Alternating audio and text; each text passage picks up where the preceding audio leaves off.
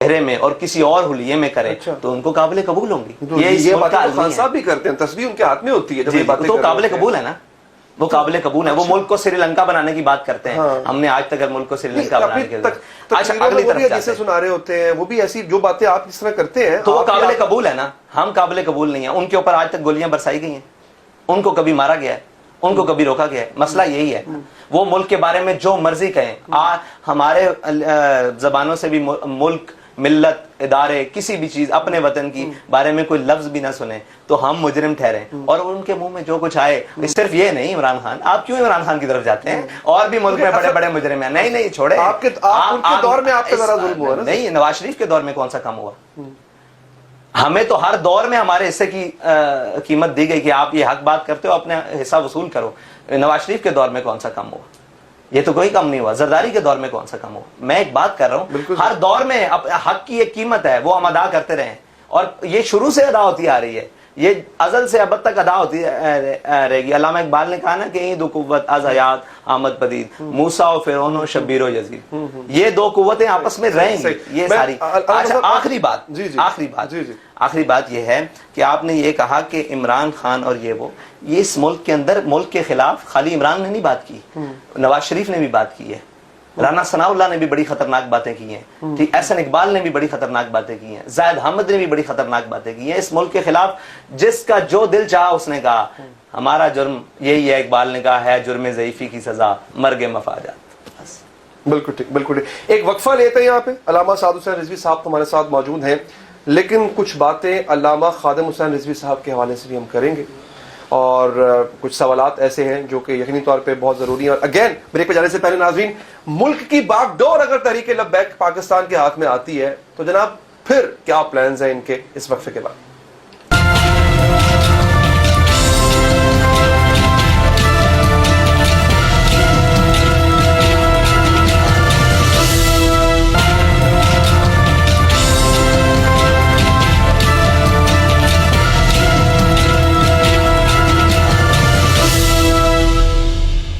وقفے کے بعد حاضر ہیں تحریک لبیک پاکستان کے امیر جناب علامہ سعد حسین رضوی صاحب ہمارے ساتھ موجود ہیں. علامہ صاحب, خادم حسین رضوی صاحب کا دنیا سے چلے جانا وہ یقینی طور پہ آپ کی جماعت کے لیے یا آپ کی جماعت کے چاہنے والوں کے لیے بہت بڑا لاس ہے.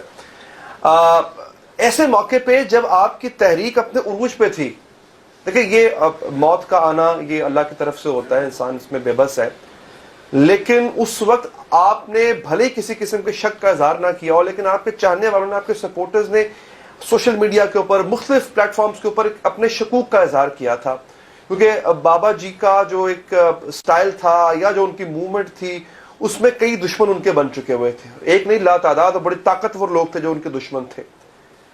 سعد حسین رضوی صاحب کو کسی قسم کا کوئی شک تو نہیں؟ جی, بابا جی کا دشمن کفر تھا, اور ان کی کسی کے ساتھ دشمنی نہیں تھی. اپنے ہوں بیگانے ہوں, ان کے نظریات سے اختلاف کرتے ہوں, ان کو سنتے ضرور تھے, ان کی بات کو مانتے ضرور تھے. اور یہ جماعت کا نقصان نہیں ہوا, یہ ملت اسلامیہ کا نقصان ہوا کہ وہ جس پیک پر اور جو بات اور جو انہوں نے سمجھانے کا انداز اور جو کچھ انہوں نے کہا وہ کوئی اور نہیں کہہ سکتا. نہ کسی میں اتنا دل گردہ ہے دنیا میں کہ وہ بات کر سکے, نہ کسی کو اللہ تعالیٰ نے اتنی بڑی مشین فٹ کی ہے, اور نہ اتنا ذہنیت اور اتنی قابلیت اور اتنا علم اور اتنی حکمت تدبر دانائی دی ہے کہ وہ اس لیول پر جا کر کفر کو بھی سمجھا سکے, اور بہت بہت بڑے مسائل جن کے اندر امت پھنسی ہوئی تھی ان کو انہوں نے بالکل آرام سے حل کر کے اب بتایا کہ بھائی مسئلہ آپ کا حل یہ ہے, آپ کی نجات یہاں ہے, آپ کہاں پھنسے ہوئے ہیں. تو امت کا نقصان ہوا. ہمیں تو اس میں کوئی شبہات نہیں ہے کہ یہ اللہ تعالیٰ کی طرف سے تھا, اور اگر کسی نے کچھ کیا ہے, میرے نزدیک تو نہیں ہے ایسی بات, تو وہ دنیا میں بھی اور آخرت میں بھی پا لے گا. آپ کی جماعت کی کارکنوں کی طرف سے یہ مطالبہ آیا کہ اس پہ جو ہے وہ تحقیق ہونی چاہیے, یا اس کو پروب کریں, یا اس کی گہرائی میں جائیں, یا آپ کی جماعت کے لوگ بھی سیٹسفائیڈ تھے, جو آپ نے کہا انہوں نے مان لیا؟ نہیں, میری جماعت کے لوگوں نے, کسی نے مجھ سے آ کر تو یہ بات نہیں کی کہ ایسے کرنا ہے, وہ ایسے کرنا ہے. بہرحال لوگوں سے سن کر یہ تشویش کا اظہار میرے ساتھ کرتے تھے, تو میں کہتا تھا بھائی ہم پاس رہے ہیں, ہم ساتھ رہے ہیں, اور گھر میں اور پھر اس کے بعد دھرنے میں بھی ساتھ رہے ہیں, سارا کچھ تھا. تو یہ تو ہماری آنکھوں کے سامنے ہے. اب خدا جانے اس کے علاوہ کوئی بلا ہو, کوئی چیز ہو, تو وہ تو ہم دیکھ نہیں سکتے. جو ہماری آنکھوں نے دیکھا اس میں کوئی ایسی چیز نہیں ہے. ٹھیک ہے, ہم ایمان کے ساتھ بتا سکتے ہیں. آپ کو لگتا ہے کہ آپ کو پوسٹ مارٹم کروا لینا چاہیے تھا؟ تاکہ اگر کسی کے ذہن میں شک تھا بھی صحیح تو وہ شک دور ہو جاتا آپ کے سپورٹرز کے ذہن میں, یا وہ لوگ جو بابا جی شک عقیدت رکھتے بعد میں کسی نے اظہار کیا, پہلے تو کسی کا شک نہیں آیا. نہیں گیا. اچھا ٹھیک ہے. اچھا سر, اب ہم آتے ہیں, جو ہم نے آغاز میں بات کی تھی کہ آپ کی جماعت چونکہ اب سیاست کر رہی ہے, تو اب وہ سوال جو ملک کے حوالے سے ہے, ہم چاہیں گے اس کو ہم بڑا کوئکلی اور بریفلی لے کے چلیں. ایک سوال ناظرین جو میں نے علامہ خادم حسین رضوی صاحب سے جب وہ حیات تھے ان کا, اور وہ فیض آباد دھرنا جب چل رہا تھا, تب میں نے یہ سوال ان سے کیا تھا. وہ کلپ بہت مشہور ہوا تھا, علامہ صاحب کا جو جواب تھا اس وقت کا, وہی سوال میں علامہ صاحب حسین رضوی صاحب سے کروں گا. علامہ صاحب, اقتدار مل گیا, ہم ہائپوتھیسس ڈسکس کر رہے ہیں, یو نیور نو, سیاست ہے, اقتدار آ بھی سکتا ہے آپ کے پاس. اقتدار مل گیا, اس وقت سب سے بڑا مسئلہ ملک کا معیشت ہے. تحریک لبیک پاکستان کے پاس معاشی پلان کیا ہے؟ اقتدار مل گیا تو اس ملک میں صرف سب سے بڑا مسئلہ معیشت نہیں ہے, ٹھیک ہے, اس ملک میں سب سے بڑا مسئلہ عدل بھی ہے, وہ بہت بڑا مسئلہ ہے. اس ملک میں لا اینڈ آرڈر کا بہت بڑا مسئلہ ہے, اس ملک میں جس کے منہ میں جو آئے وہ بکے جائے, یہ بھی بہت بڑا مسئلہ ہے. اچھا, یعنی صحافت پہ بھی پابندی لگائیں گے آپ؟ نہیں, بکے جائے. اچھا, اگر آپ اس کو اس لیول میں سمجھتے ہیں تو نہیں, اکثر لوگ کہتے ہیں کہ یہ بکواس ہے جو ہو رہی ہے. نہیں, دیکھیں صاف, آپ سوال کر رہے ہیں, ہم جواب دے رہے ہیں, یہ صحافت ہے. بالکل پورے ملک میں سوال ہو سکتا ہے جس کے منہ میں جو آئے بکے جائے, یعنی کہ جو ملک کے خلاف, اس نظام کے, مطلب اس پورے وطن کے خلاف جس کو ہمارے بڑوں نے اتنی قربانیاں دے کر لائے, وہ کہیں یہاں بارڈر نہیں ہونا چاہیے اور ایسے ہونا چاہیے اور ایسے, ہم نے ملک جناب اسلام کے لیے نہیں لیا, روٹی کے لیے لیا تھا, اور فلانے کہتے ہیں ہم نے یہ ملک حاصل ہی لا الہ الا اللہ محمد رسول اللہ کی بنیاد پر حاصل کیا. ہم تو اس نظام کو چلانے کی بات کرتے ہیں, اور اس میں معیشت کے بڑے واضح حل ہیں. ہماری معیشت کے لیے سب سے بڑا ناسور اس وقت سود ہے, ٹھیک ہے. اور جب ہم یہ بات کرتے ہیں تو پھر آپ کہتے ہیں جی عالمی کے ساتھ بازاری ہے, اور عالمی ایک طاقتیں ہیں وہ آپ کو گھیر لیں گی, اور اس کے ساتھ جو آپ کہیں گے بھائی آپ کو گھیر تو تب لیں گی کہ آپ کا نظام درست چل رہا ہو. آپ کا نظام ہی ٹھیک نہیں چل رہا. جب آپ کا نظام ٹھیک نہیں چل رہا, آپ کے اندر آپ اپنے ملک کو خود ہی بگاڑ پیدا کرنے والے ہو. ہر کوئی آتا ہے وہ کہتا ہے جی میں ایسے درست کر دوں گا, میں ایسے درست کر دوں گا.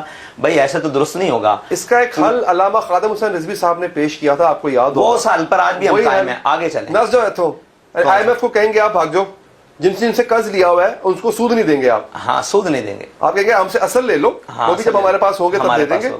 یہ آپ کو لگتا ہے کہ اس طرح سے آپ دنیا کے ساتھ تجارت کر سکیں گے, آپ عالمی ارینا کے اندر آپ رہ سکیں گے, تجارت کر پائیں گے اگر آپ آئی ایم ایف کو اس طرح بگا دیتے؟ دیکھیں آئی ایم ایف کو کس طرح بگائیں, مجھے یہ بتائیں کہ آپ نے ابھی سیلاب آیا ملک میں, قرضے رکے, سارا کچھ چل رہا ہے, سارا کچھ, آپ ان سے بیٹھ کر بات کر سکتے ہیں بھئی سود جو ہے نا اسی نے ہماری معیشت تباہ کی ہے اور اسی نے ہی ہمارا سارا کچھ کیا ہے. اگر آپ کو آپ کے اصل پیسے چاہیے تو یہ سود ختم کریں, ورنہ آپ کو نہیں مل سکتا. طریقہ کار ہے نا بات کا. اگر وہ کے پاس بھی ہے, وہ آپ کو عالمی مالیاتی نظام سے نکال کے باہر رکھ دیں گے, پھر آپ کھائیں گے کہاں سے کھائیں گے؟ مجھے یہ بتائیں, عالمی مالیاتی نظام نہیں تھا تو دنیا کہاں چل رہی تھی؟ نہیں, وہ تب دنیا بھی تو ایسی تھی نا, تب سارے ایک جیسے تھے. کیسے؟ تب سارے ایک جیسے تھے, تب بارٹر ٹریڈ چلتی تھی, تب کرنسی نہیں تھی, سارے ایک جیسے نہیں تھے, بارٹر چلتا تھا نا, سارے ایک جیسے نہیں تھے. اس وقت بھی نظام چل رہا تھا. ہم عالمی دنیا سے کٹ کر تو نہیں رہ سکتے, ہم نے عالمی دنیا کے ساتھ ہی رہنا نا. پاکستان اسی دنیا میں کہیں نہ کہیں کسی کونے میں قائم ہے نا, پوری دنیا میں. ایران کے اوپر بھی پابندی ہے, ایران کے اوپر بھی پابندی ہے, وہ سروائیو کر رہا ہے. پھر بھی وہ رشیا کو اور چائنا کے ساتھ اور انڈیا کے ساتھ ٹریڈ کر لیتا ہے. اگر لیٹ سے آپ آئی ایم ایف کو بھگا دیتے ہیں, رشیا نے یہی کوشش کی تھی کہ اس نے یوکرین پہ جب حملہ کیا تو جو سوئفٹ کوڈ ہوتا ہے, سوئفٹ کوڈ سے ہی عالمی تجارت ہوتی ہے, آپ کے علم میں ہوگا, انہوں نے سوئفٹ کوڈ بین کر دیا رشیا پہ. اگر آپ کے پاس سوئفٹ کوڈ نہیں ہے تو نہ آپ پیسے باہر بھجوا سکتے ہیں, نہ باہر سے منگوا سکتے, کوئی تجارت نہیں ہو سکتی. اگر خالی وہ پاکستان کا وہی بلاک کر دیں تو سر پھر کیا کریں گے؟ پھر اس کا حل بھی بہت سارے ہیں, ایک نہیں ہے, اس کا حل بہت سارے ہیں. کہ ہماری جو بھی معاشی ٹیمز ہیں انہوں نے ایک پلان بنایا ہے کہ بھائی اس کے بعد اگلا حل یہ ہے کہ آپ عالمی دنیا کے پاس جاؤ اور انہیں بتاؤ کہ ہمارے ملک کا کیا معاملہ بنا ہے اور کس طرح ہوا ہے. آپ ایک دفعہ سود سے جان چھڑواؤ. اگر آپ سود سے نہیں جان چھڑواتے, اس کو کسی نہ کسی طریقے سے نکال پھینکو. آپ مجھے بتائیں, آپ کی عدلیہ نے یہ فیصلہ دیا ہے کہ سود کو باہر نکالو, کیوں نہیں نکال رہے؟ اب تو آپ کے کورٹس نے فیصلہ دے دیا نا, صرف ہماری بات نہیں ہے. علامہ خادم حسین رضوی صاحب نے وہی بات آپ کو پنجابی میں یا اردو میں کہی تھی, وہی بات مسکان زئی صاحب نے اپنے ججمنٹ میں کہہ دی. آپ ماننے کے لیے تیار نہیں ہیں. بھائی اس سے کیا خاص پیار ہے کہ ہمارا نظام اس کے بغیر چل ہی نہیں سکتا. عالمی دنیا کا نظام اگر چل رہا ہے, سارا کچھ چل رہا ہے, تو پوری دنیا میں بھی ایسا, بہت سارے ملکوں میں ایسا ہوا کہ ربا کو. میں پرسنلی ایکسپیکٹ کر رہا تھا کہ کوئی اسٹریٹجی آپ اسٹریٹجی دیں گے اس کے مطابق. اسٹریٹجی یہی ہے نا کہ ہم نے اس نظام کو چلانا ہے اور عالمی سسٹم کے اندر رہ کر چلانا ہے. باہر جا کر تو